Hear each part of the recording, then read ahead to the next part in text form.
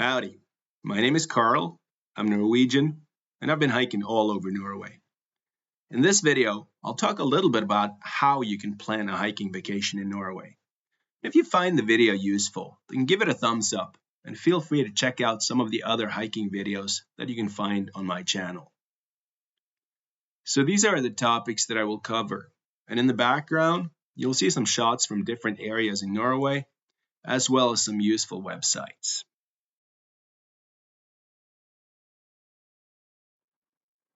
Let's use these shots as an example. When we started hiking, it was raining, but as we gradually gained elevation, the temperature dropped and the rain turned into snow. It got slippery, and in the end, we couldn't see the trail anymore. So, when is a good time to go hiking in Norway? Well, snow and elevation are two key factors here, but in general, June, July, August, and September are good months for hiking in Norway. Elevation matters, as I mentioned. At higher elevation, let's say more than 1,500 meters above, the chance of running into snow increases. It could either be snow from last winter or fresh snow. When it comes to the forecast, I recommend the page ut.no, where you can get detailed information about the weather. And they also have an app for this. There's a lot of areas in Norway that are great for hiking. But I would say that you have the best parts in northern Norway, for example, the Lofoten Islands and Senja, and also on the west coast, where you have some famous fjords as well as some famous hikes like the Troll's Tongue, the Pulpydrag, Kjeragbolten, and many others. You also have the classic mountain areas with the high peaks. The most famous national park there would be Jotunheimen. A lot of options out here too. And if you're planning on doing long distance treks, do a week or more, you have many options in Norway. Jotunheimen is one. Hardangervidda, the biggest highland plateau in northern Europe, would be another one. Here you can find some basic stone huts where you can stay. Fishing is good up here, reindeer, and so on. There's a web page that I want to show you, ut.no/English. This will take you to the Norwegian Trekking Association. Scroll down to the bottom and click on Summer Trails. Then you'll click on See Our Tour Suggestions, and then a guide to mountain hiking trips in Norway. Here you'll get a lot of options and they'll suggest different treks for you. The page ut.no is also used for planning, and I use this one a lot myself. I'll talk more about that web page as we have a closer look at the next topic. If you're bringing a tent, you can pitch it pretty much anywhere in Norway. We have the right to roam, and it includes free camping.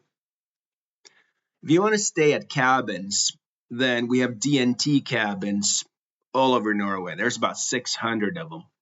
They belong to the Norwegian Trekking Association, and I'll talk more about that soon. In addition to that, you have basic log cabins, you have some stone huts, and other open cabins, but these can be a bit harder to find. So let's start by having a look at what you can find at the webpage ut.no. Right here, we have a red box that's checked, so we can see some marked hiking trails. If you uncheck the red box, the hiking trails are not showing anymore, and the red lines you have left on the map are paved roads that will be open in the summer.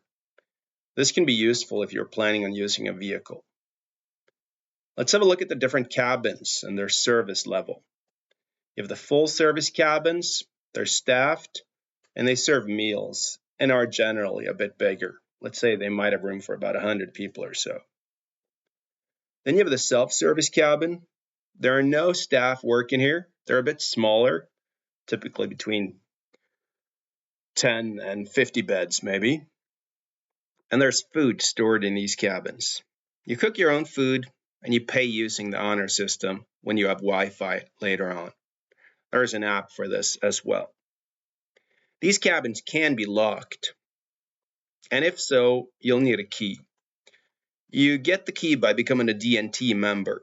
This can easily be taken care of at the office in the center of Oslo or some other cities where you'll also find offices.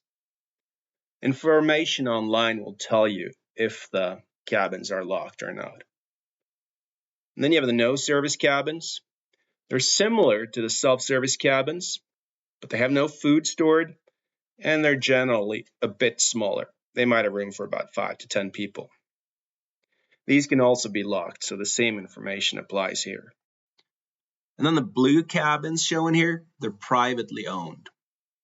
They are usually full service cabins like this one, but there are exceptions here as well.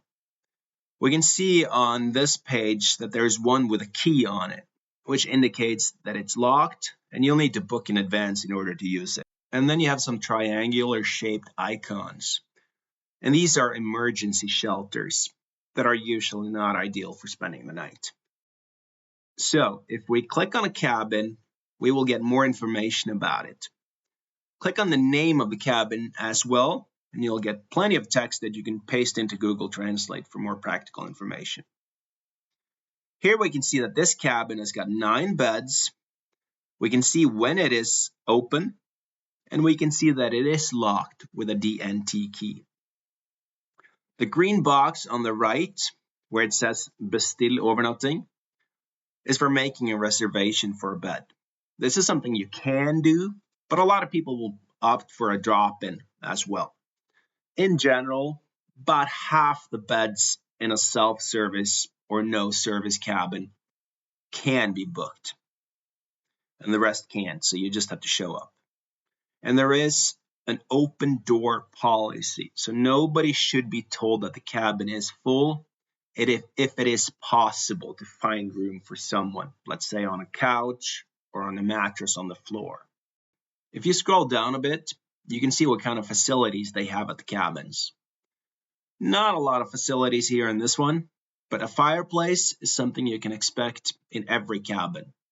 And at this one, you should also be able to charge your electronic devices. And here you have a list of the facilities found in a full service cabin. So they have a lot more there, and it's a general idea of what you can expect if you get to a full service cabin. Let's have a look at hiking trails. We have more than 20,000 kilometers of hiking trails in Norway that are marked. Some of the trails that you find on this page has got additional information. These trails usually lead from one cabin to another. And if you click on the trail, you can find out the distance of this section and what you can expect. And if you want to find out a certain distance for yourself, you can use the green pencil looking icon on the right hand side, like I have done here, where I marked out a loop taking me over a mountaintop and back to my starting point. And then it will tell me the distance. And if you click on Turforslag, which is the green box up top, then the page will give you different options for outdoor activities in this area. Here I have selected demanding hiking trails, and I've gotten some options. Right here, I've looked at one suggestion that I got, and I can see the distance, the elevation gain, and the expected time that I'll need to hike to the top of this 2,000 meter plus peak and down again. And when we're talking about peaks or high elevation, then you can expect it to be rocky. I'm not going to talk about what you should bring on a hiking vacation in Norway. You'll find plenty of lists out there in general, but some good sturdy hiking boots would be recommended. There are many apps that you can use as well. The app UT will have a GPS showing where you are, so I recommend that you download that one. Physical maps can be picked up at the DNT store in Oslo, and is something I also recommend, especially if you're not planning on following the marked trails all the time.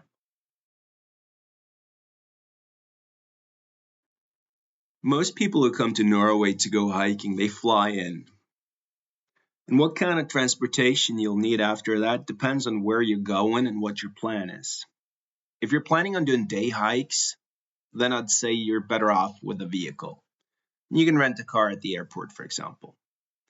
If you're planning on doing multi-day trekking, then you can use the train, for example. This page, ut.no, will give you the information you need. You can get the information in English as well. Book early for better prices. And if you want to go by bus, Norway.no is another page that's useful. The information can be found in English here as well. Getting to the trailhead itself, you might want to use a taxi. Uber is not allowed in Norway, but Bolt is an option. There's an app for that as well. It's going to be cheaper than a taxi. Well, that's it for now. I hope this little video inspired you and that you're eager to start planning a hiking vacation in Norway. And if you have any questions, then feel free to leave a comment below.